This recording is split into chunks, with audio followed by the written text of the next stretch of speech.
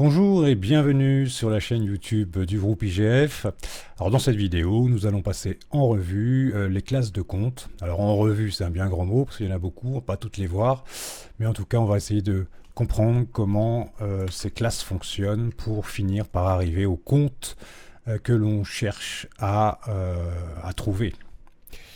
Alors la première des choses que pense un étudiant lorsque il a son premier plan comptable en main, c'est faut-il tout apprendre? Non, ça n'est pas nécessaire de tout apprendre, mais on va voir qu'il y a plusieurs éléments à mémoriser pour que ce soit plus simple. Alors on signale quand même que dans les sujets d'examen, on vous donne l'extrait du plan comptable, donc c'est bien évidemment plus simple que de vous débrouiller avec le plan comptable général, mais il n'est pas exclu qu'il vous faille rechercher dans ce document un compte qui soit absent du sujet. Donc, le plan comptable général, qu'on appelle également le PCG par son acronyme, est un document qui contient l'ensemble des règles et des principes à respecter pour la tenue d'une comptabilité en France. Ces règles sont mises en place par une autorité qu'on appelle l'autorité des normes comptables. Alors des classes, on en a 9 disponibles. Ce sont des catégories dans lesquelles on va classer les différents comptes de la comptabilité. Donc on en a 8, car la 9e a été supprimée, on le verra ensuite. Donc la classe 1, ce sont les comptes de capitaux qui financent l'entreprise. La classe 2, les comptes d'immobilisation, tout ce qui est acheté par l'entreprise à des fins d'utilisation longue. On verra ça dans une vidéo sur les IMO. Les comptes de stock, les comptes de tiers, classe 4.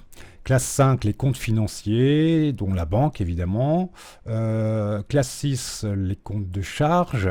Classe 7, les comptes de produits. Et classe 8, les comptes dits spéciaux qui sont beaucoup plus rares. La classe 8 est utilisée assez rarement. Et la classe 9 qui existe parce qu'elle est encore pratiquée par certaines sociétés. Et on verra que ça concerne la comptabilité analytique et que cette classe ne fait plus partie du plan comptable général. Donc la classe 1, elle concerne le financement à moyen et long terme de l'entreprise. Donc évidemment ses capitaux propres, le capital de l'entreprise, les réserves, les provisions, les reports à nouveau. Et puis également tout ce que l'entreprise peut emprunter, comme les emprunts évidemment bancaires, mais attention, ayant une échéance supérieure à 1 an.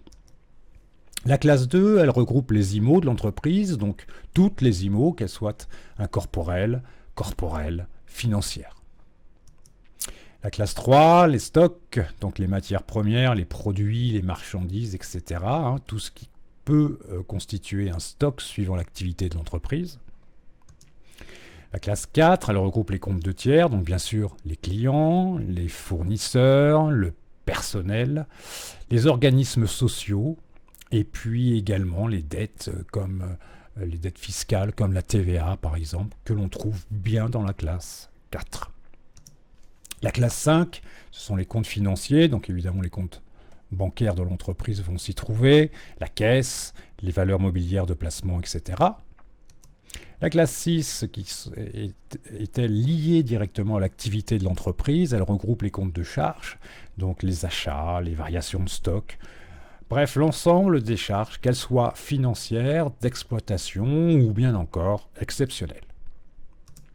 La classe 7, liée également à l'activité de l'entreprise, elle regroupe les comptes de produits, donc les ventes, les produits financiers, les produits exceptionnels, etc. La classe 8, donc celle concernant les comptes spéciaux, donc les engagements pris par l'entreprise comme si elle se porte caution, si elle a des redevances de crédit bail en cours, les engagements reçus par l'entreprise, c'est la même chose, sauf que cette fois, ces engagements donnés à l'entreprise et ce n'est pas elle qui les a pris. Donc il y a deux sens de lecture. Et puis la classe 9, donc utilisée en comptabilité analytique, cette classe, comme je le disais, a été supprimée de la liste des comptes du plan comptable général de 1999. Les entreprises souhaitant mettre en place une comptabilité analytique peuvent toutefois encore y avoir accès.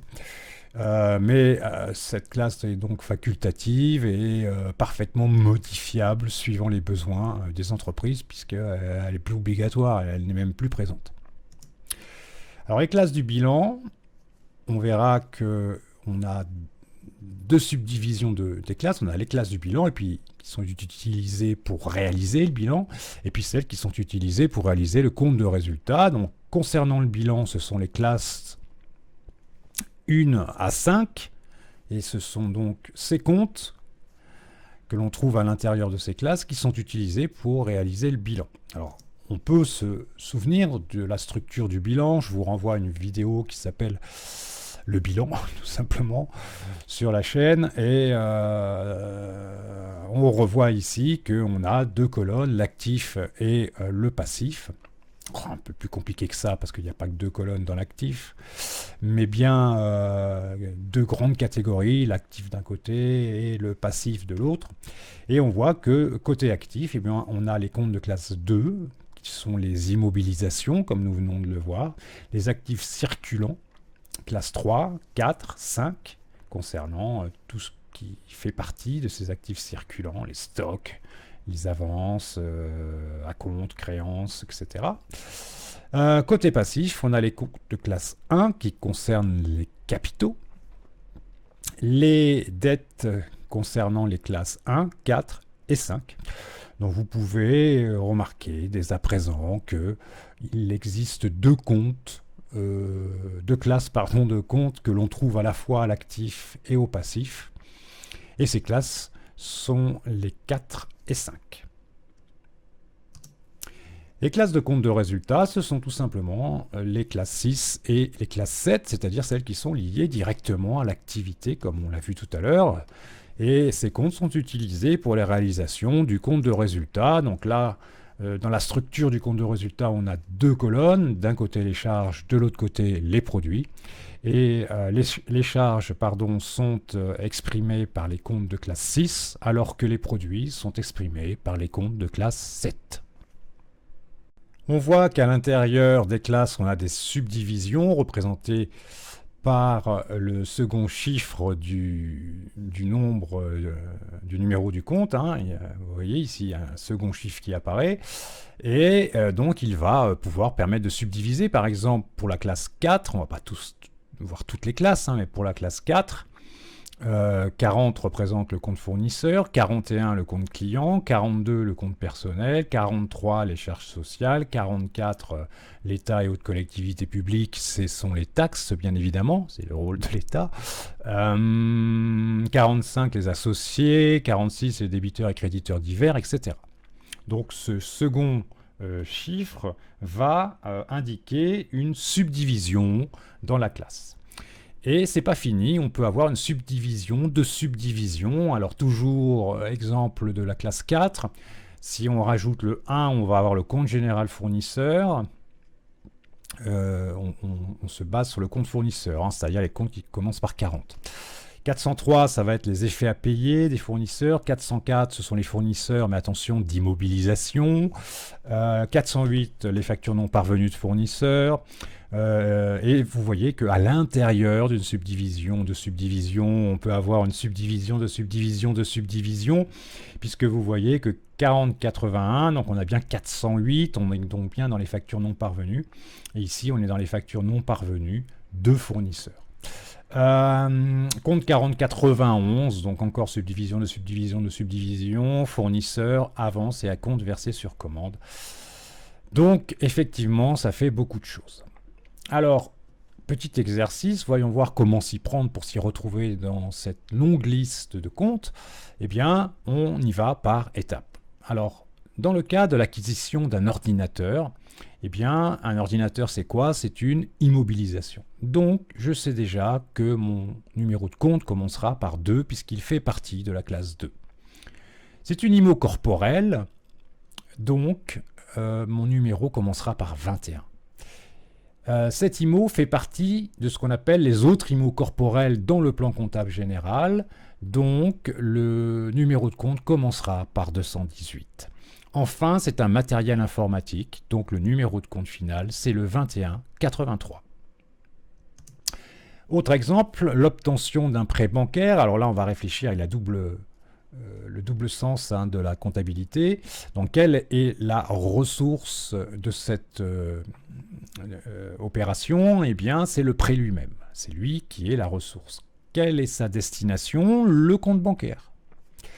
Le prêt est un compte de classe 1.